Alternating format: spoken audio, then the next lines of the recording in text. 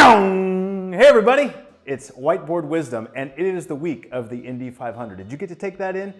What an awesome race. Today we're going to talk about refresh cycles, and we're going to use some different racing courses as an illustration for today's Whiteboard Wisdom. Now, each of these refresh cycles are the ones that we see most often.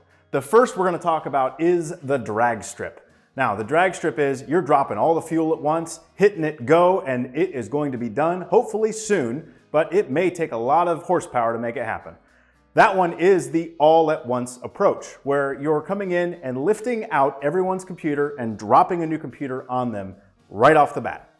Now, this one does have some cash flow issues because you're burning all that gasoline right off the bat. It also is a forced user upgrade, where whether the user wants to do it or not, or whether it's a good time or not, you're saying, we're coming in on this date, we're ripping them out, and we're gonna drop the new machine on there. Hope you like it.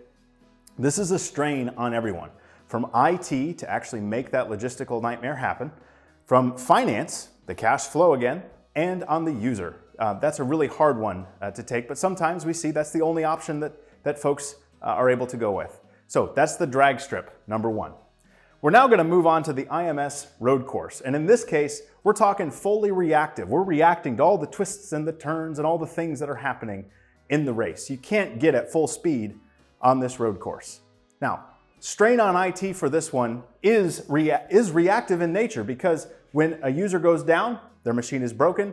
It could be 5 years old, it could be 10 years old, it could be 2 years old. We don't know, but we're reacting to that breakdown. And when we react to that breakdown, man, it'd be nice to have a pit nearby, but we just don't. This is a bad user experience because of the frenzy that it kind of causes. It causes a frenzy when those computers do go down, and just be fully reactive, there's not really, we don't know where users are on their machines. Again, there's not really a standard that they have. There's also data security issues when we're talking about the road course version or a fully reactive, because those devices may be out in the wild for who knows how long. We hope that they have the patches, but you know, there's a manufacturer that just released a new chip that may not work with the software you have. And there you go, the fully reactive does break down.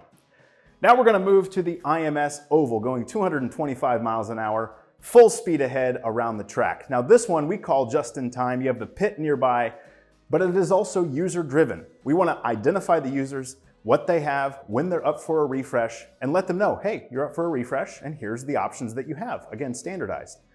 We give them that survey, and then we place an order immediately. And working with the value-added resellers or manufacturers, we can drop ship those, and especially for coupling this with zero-touch provisioning, we can make that experience absolutely incredible. There is a defined schedule here, and there's a defined cash flow that you're working through. The spend is pretty consistent throughout to decrease that cash flow need, unlike the drag strip. And finally, this just generally streamlines the services, both from a cost perspective and also from a deployment perspective.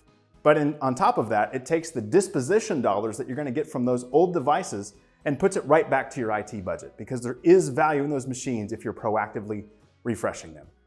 Well, that's another Whiteboard Wisdom for today, and this time we're talking in race terms. Have a good day.